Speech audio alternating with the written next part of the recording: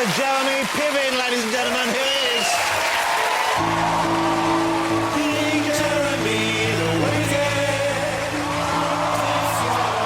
Jeremy spoken as today. Thank you. Very nice. I'm glad to have you here. I'm thrilled you're on the show. It's amazing. Well done, gentlemen. Oh, you see, I see what you're doing now. You're being extra nice to them. They're insanely talented, and I'm honored to be here. Yeah, you see that? I really am. That's working, isn't it? That's Yes. working. Hey, now what kind of a name is Piven? Where does that come from? Is that a long line of Pivens, or because I've never met a Piven before? You know, it's actually a Ukrainian name, and it's pronounced Piven, I believe, and it means rooster or singing cock. No, does it really? Yeah.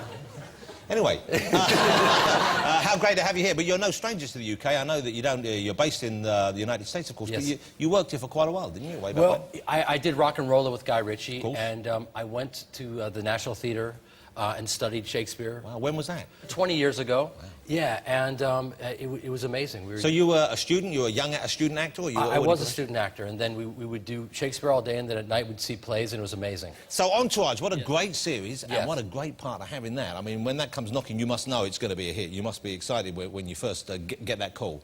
Well, you know, yeah, HBO is an amazing place to work. Well, they do like the best TV in America for dramas and this kind of thing, and this is kind of a comedy drama, I guess, but that's the place to be, isn't it? Yeah, it is. You get total freedom of language. You can swear. You can touch yourself. It's very exciting. Yeah, no, it really is. And you know, we've been on the air for like 6 seasons now, and you know, I played this incredibly abrasive type A gentleman. He's not necessarily immediately. He's not an immediately likable character, is he? You know, there's something about him, but you learn to kind of love him during the course of the series. I hope so, but I keep thinking that I'm going to alienate the audience every single week. Is he based on a real person? This is what I've been told. Is a real agent who's similar to him? Well, the whole show is based on Mark Wahlberg and the entourage that kind of swirls around him, and there really is a turtle in drama in E, and there is an Ari. His agent is played by Ari Emanuel.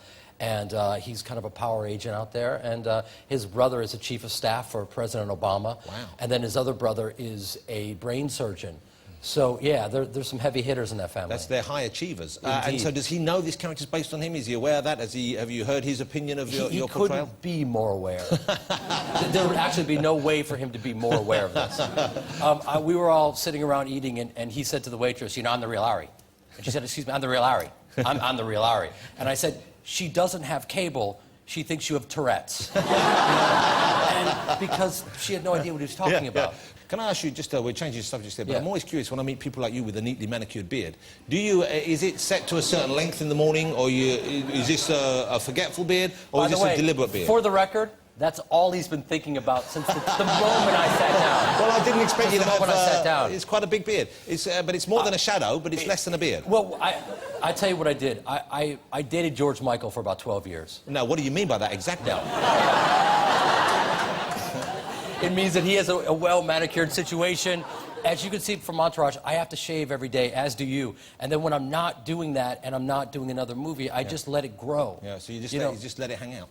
Hey, fellas, there we got the young fellas in there, JLS. You see that? They have a combined age of 37. That's all that fellas, any of you shave yet? Yeah, we all shave. Who shaves the most? JB doesn't. We all shave. Aston, you don't shave much. Yes, I do shave. Listen, You don't have it stuck on. It's tiny little bit. Okay, do any of you have to shave every day? Marvin. Marvin. Marvin, he's the only one every day, because the rest can leave it for a day, doesn't notice so much. Yeah, that's it. I'm the oldest, so, you know. Would any of you like to develop Jeremy's half-beard effect? JB's got it. I'm trying to go that way. He's trying for it. You got any advice from Jeremy for the young man who wants to go for this look? What would you say? I think that you have a lot of potential. You're a very virile gentleman. I think you're going to do a fantastic job. I'm proud of every single one of you. That's a lovely... what a lovely gesture. Well, I can see you're going to make a lot of friends over here. Yeah, I'm doing what I can. Okay. Hey, Jeremy, what's this about you? I read this story, and I believe this is true, but when I read it, please forgive me, I thought, OK, this is one of these stories that's been made up to cover something else that's going on. Right. You had to leave a stage production in the United States, I think in New York City. New York City, a big role, because you had mercury poisoning. Yes. Right, now, normally when we read that kind of thing, you know, you read someone's left a job because of exhaustion or something, you think, OK, well, they're partying too hard, it's their own fault. Mercury poisoning, I thought, I don't know what that's hiding, but it's got to be something bad. But genuinely, you had mercury poisoning. You know, it's funny because when I went to the doctor and they gave me a blood test and they came up with this, among other things, it sounded like a rich man's disease. It sounded like, you know, the rash you get from the leather seats in your Lamborghini, you know, and then suddenly you just have to leave.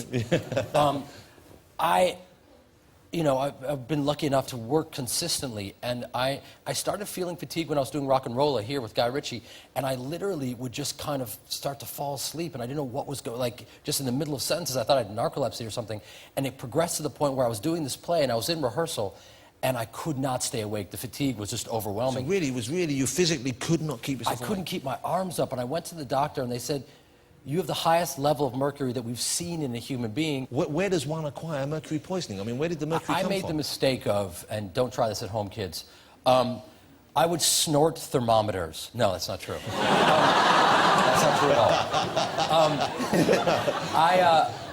I didn't eat chicken or red meat or dairy products for 20 years. I pushed everything aside, and my only source of protein came from fish. So twice a day for 20 years, I ate nothing but fish. I thought I was being really healthy, but you know, anything in moderation, you'll be okay. Yeah. I just overdid it. That was part of the many complications that I had. I ended up kind of with exhaustion in the hospital, and they said, you can't finish the run of your play. So I had to finish it a bit early. When you had all the mercury inside you, could you tell the temperature of the room? I mean, was there any positive side effect for you? Yes. OK, here's the thing. Jeremy's also out, and I watched it last night. They sent me a preview copy of a new film called The Goods. Hilarious. I mean, I just sat there and I watched it on my own. And you know when you watch a movie on your own and you don't know... I'm sitting there laughing out loud. It's a real kind of... It's quite a hardcore comedy. Yes. You know, it's pretty extreme. There's some great fun stuff in it, but it's got Will Ferrell in it as well, a fantastic cast, and a great... Just, I loved it from start to finish. Thank you so much. How's it done? Has it been out in America? Has it done well? Is it... It just came out in America, and people are loving it, and I'm insanely proud of it. And I think people here are going to really get it because we kind of poke fun of ourselves. Yeah, it's very English, but it's, as I said, it's, you know, I thought it was going to be one of these comedies where, you know, at the end they all learn something, but it was brilliant. You know, I loved it. Let's have a look at a clip. This is The Goods. Is out here October 23rd. Look at this. That's The Goods. And I really hadn't heard much about it. I sat there laughing all the way through. Good. Thank you so much, man. Some very, very funny, very quotable lines. And, of course, with the great Will Ferrell there.